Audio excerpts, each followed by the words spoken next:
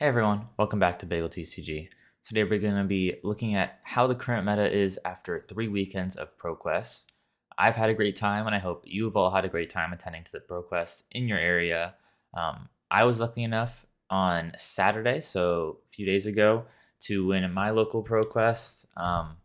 Gone to 4, so sometimes you don't always get it, and I think really it's just being persistent, making sure you know your deck, and kind of learning all your matchups. It's a lot of practice. I got this gold foil Mage Master boots.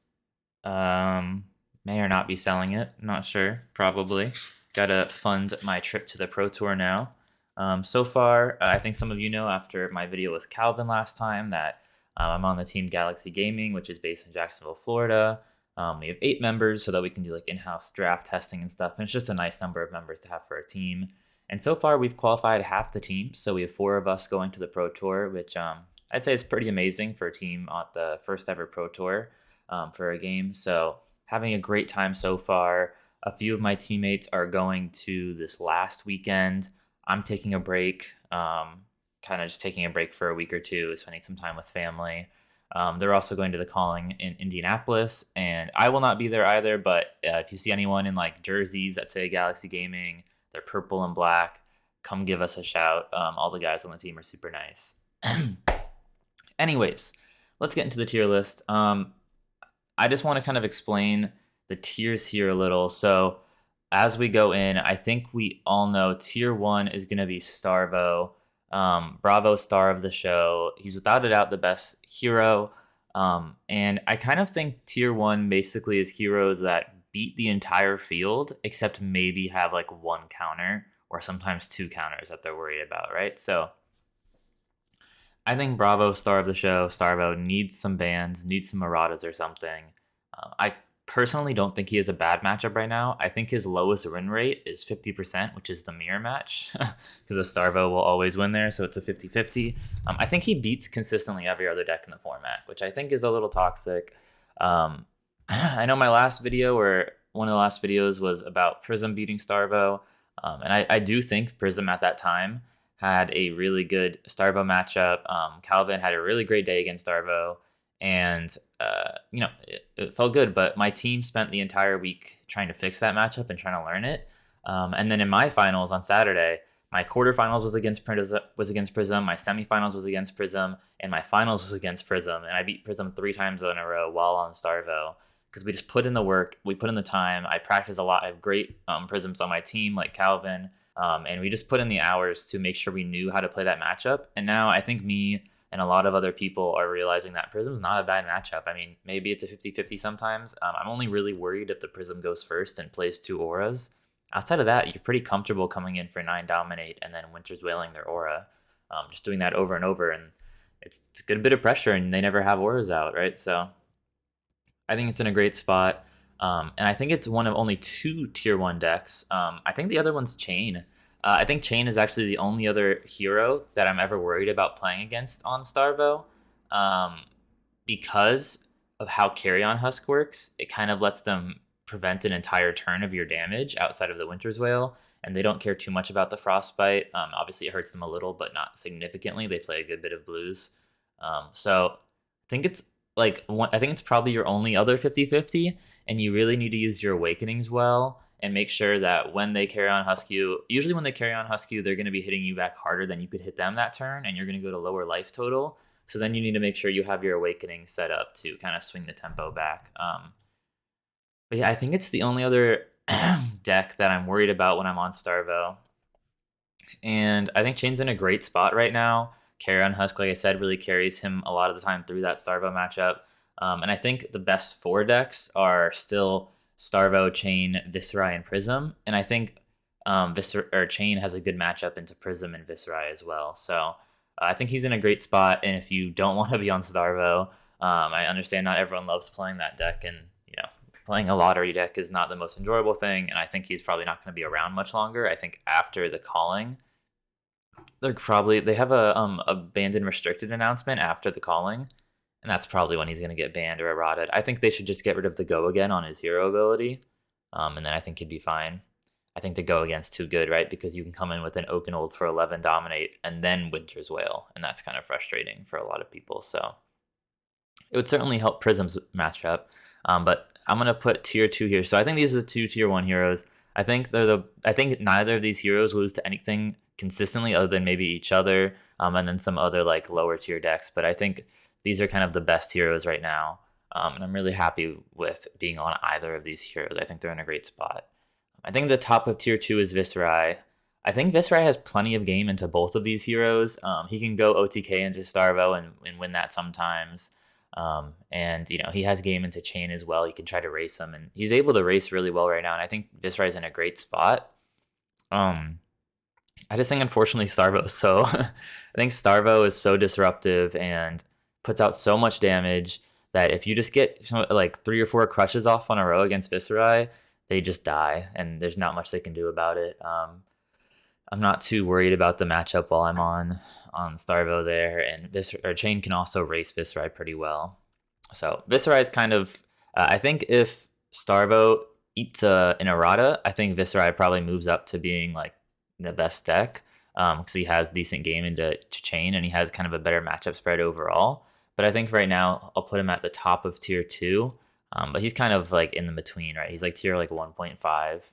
And I'd say the same is for Prism. I think these are like the 4 best decks.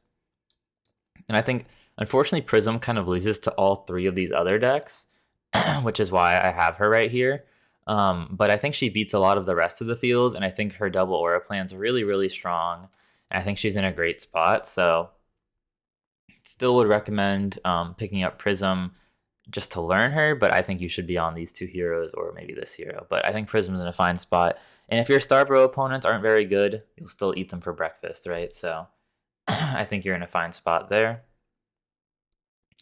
Those are like the 4 core heroes. Once again, I'd recommend playing one of these 2, but Viserai is also a fine choice.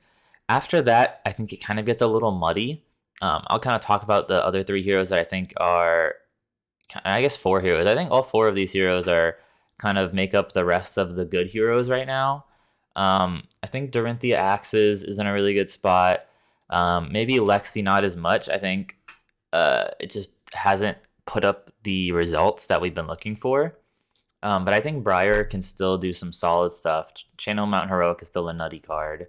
And the Katsu builds, I've been messing around with Katsu. I just like brought Katsu to my ProQuest on Sunday because I already had my win the day before, and I just wanted to kind of mess around and have fun, and the deck felt really strong. I mean, I was putting out like 20 damage turns consistently.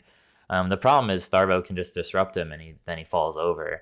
But I think he has a good matchup into most of the rest of the field, and he's just getting eaten up by Starvos right now. But once again, once Starvo's gone, I think having some practice on Katsu will be great. He's in a really good spot outside of this matchup. And then his like Oldhim matchup is bad too. But any of these, like if you're not on like a hyper control deck like Oldhim or a deck that can disrupt him like Starvo, I think Katsu's in a great spot. I think Dorinthia Axe is in a solid spot. And she can have enough D-reacts to block out Starvos and sometimes win that matchup. And I think the only matchup she's really worried about here a ton is maybe like the Viserai OTK, because she doesn't put out that much pressure. But I would say these are the tier 2 decks. All 4 of these decks are in a good spot, and I think they're powerful. I think they're definitely a contender.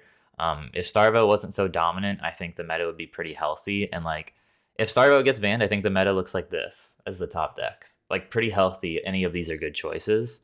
So if Starvo gets nerfed out of here, it'll be much more healthy and be like this. But for now, this is what we got.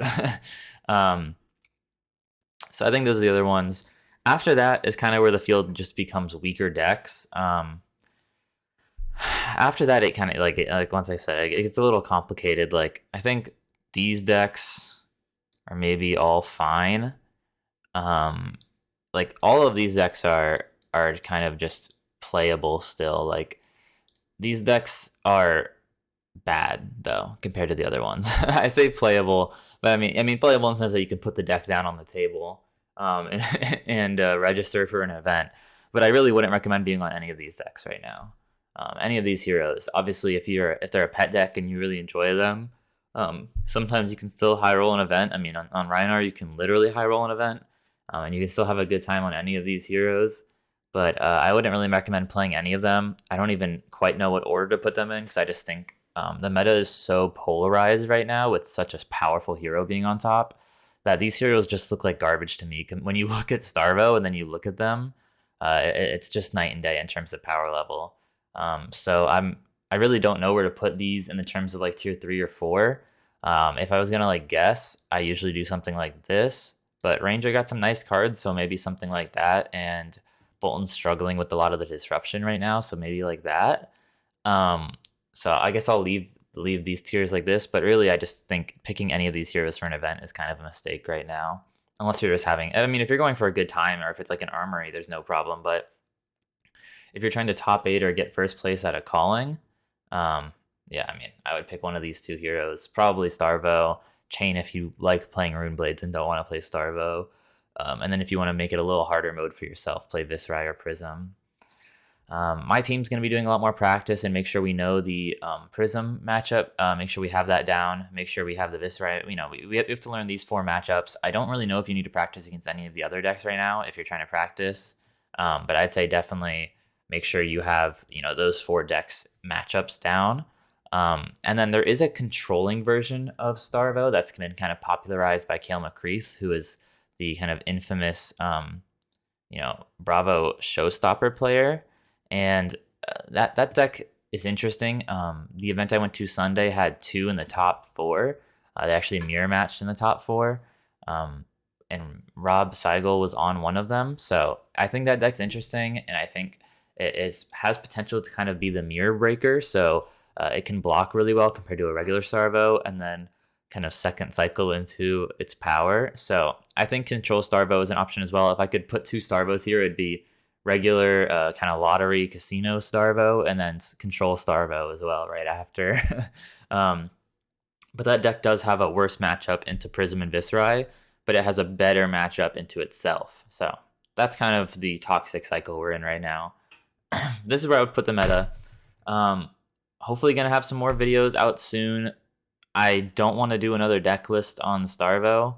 I guess I could show off the deck I won with, but it's really just mostly classic Starvo with a little bit of spice, but not really.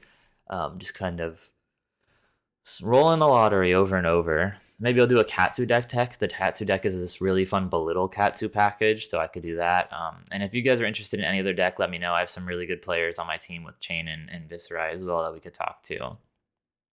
But you can probably tell I'm a little sad at the state of the game right now with how good Starvo is. But once again, I do believe there's a banned and restricted announcement right after the Calling Indianapolis, which is in 2 weeks, 2 weekends from now. So we've got about 2 weeks, I don't know, like 14 to 20 days before Abandoned Restricted, where probably Starvo's eating the dust, or at least getting a lot worse. So I actually love Guardians and I love the hero, and I'm hoping that they hurt him enough to be like tier 2, but still playable, because I would still love to play this hero just in a more like controlling, naturally Guardian style. I just think his like aggro lottery is a little toxic for the game, right? But anyways, leave a comment, like, subscribe, remember to hit the bell, all the fancy things.